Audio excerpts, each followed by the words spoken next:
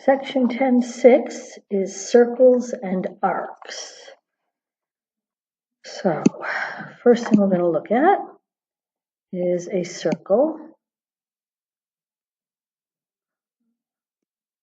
A circle is the set of all points equidistant from a given point called the center. So if we have a center, I'm going to call it P. Every point on the circle is equidistant or the same distance from P. And we label a circle by writing either the words circle and then the letter for the center, or we use this symbol for circle and then again using the letter that represents the center. Most of this you should already know. The diameter is a segment that contains the center of a circle and has both endpoints on the circle. So through the center, from one side of the circle to the other, that would be the diameter.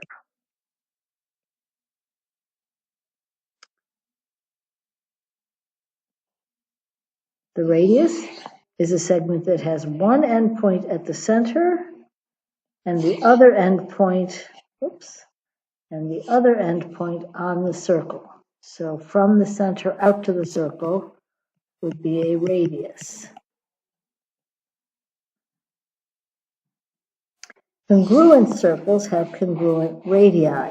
So any two circles whose radii is the same length, they would be congruent circles, the same size. And a central angle is an angle whose vertex is at the center. So if the vertex is at the center, any angle in here is a central angle. So this would be a central angle. This would be a central angle. And yeah, that's it for definitions. Okay. The arc. The arc is a portion of the circle. A semicircle is what we call an arc that goes exactly halfway around the circle. So if the arc goes from here to here, that's a diameter, this portion would be a semicircle. A minor arc is an arc that's smaller than a semicircle. So a minor arc would be something like this length. It's the distance along the edge. Well, that's the arc. The major arc is an arc that is larger than a semicircle. So on this drawing, I could say that this is a major arc. So let's do a little bit more with that. Naming arcs. So if I have some points, R, I'm going to use P as my center, S, and T. I'm going to name a minor arc, for example, ST. I can just use those two letters, and we use the symbol that looks like an arc, a curved line on top, and we call that ST, a little curve over the top of it. So not a line segment, but an arc. And that's a minor arc. For a major arc, we need three letters. If I want to represent the arc that goes from T to S, I can't just say TS because you might think, that I'm labeling the minor arc. Okay, so that's my major arc from T to S. If I say TS or ST, we're going to be talking about the minor arc. If I want to talk about the major arc, I'm going to say TRS. Knowing that I start at T, I have to pass through R and then to S. Or I could say SRT. Either of those represent this major arc. Okay, so arc measure. The measure of a minor arc is equal to the measure of its corresponding central angle. So again, if I have a circle and the minor arc passes through an 80-degree circle, then I can say that the measure of arc TS is 80. The measure of a major arc is the measure of the related minor arc subtracted from 360. So again, if I am now looking at an arc that passes through TS, and I'll put another point P over here. So TPS, the measure of that would be 360 minus 80, take away the minor arc that's on the other side, and we would get 280.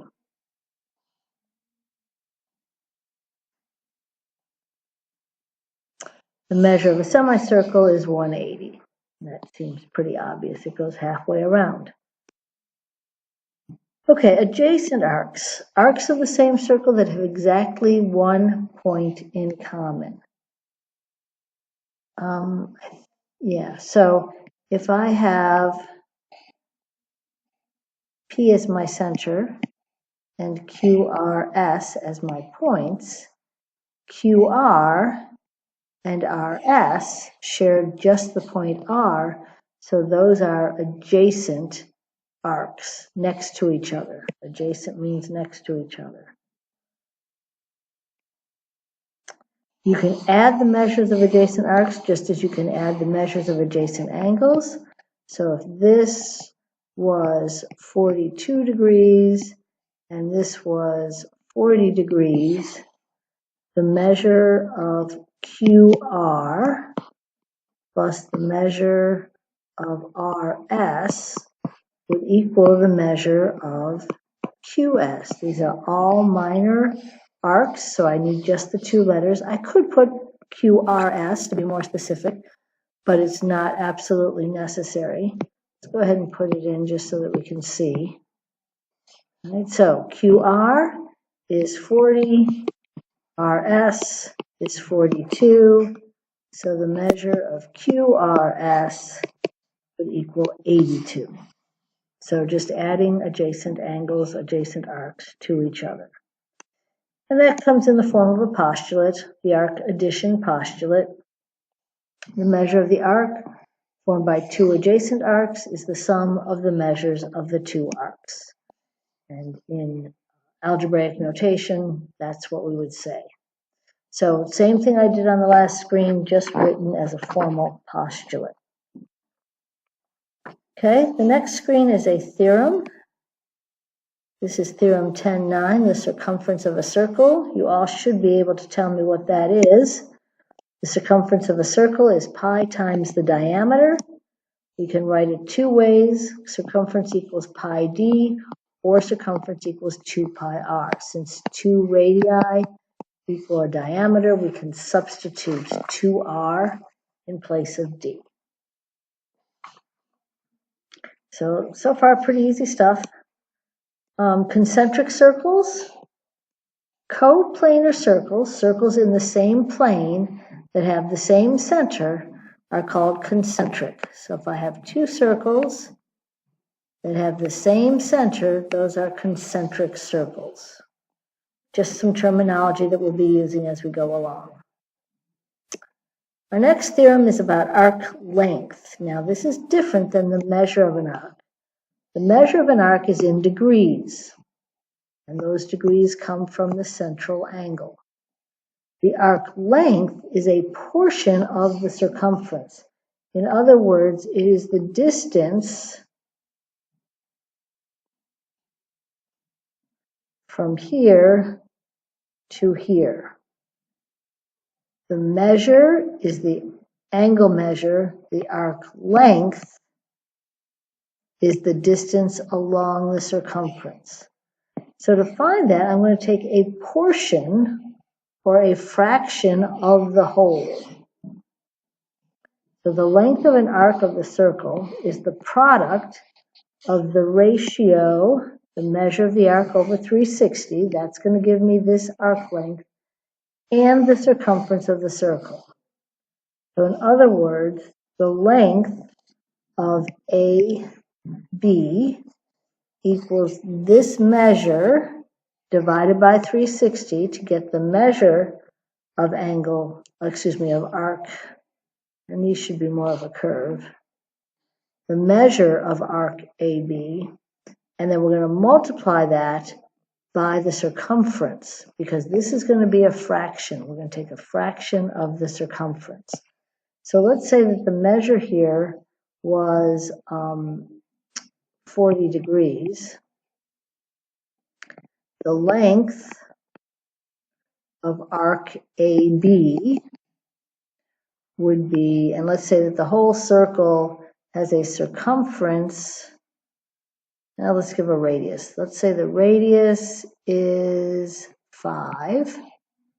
So the length of arc AB is, first of all, the fraction of the circle that I am taking times the circumference of the circle.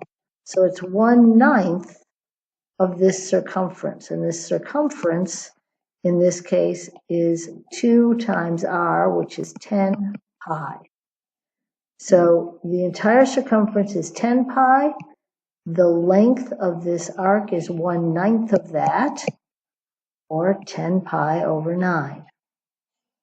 Let's do one more of these. So let's say I have a circle, and let's say that this angle measure is 120 degrees, and this radius is 15 centimeters. And I want to find the length PQR. I want to find the length of arc PQR, so the big one over here.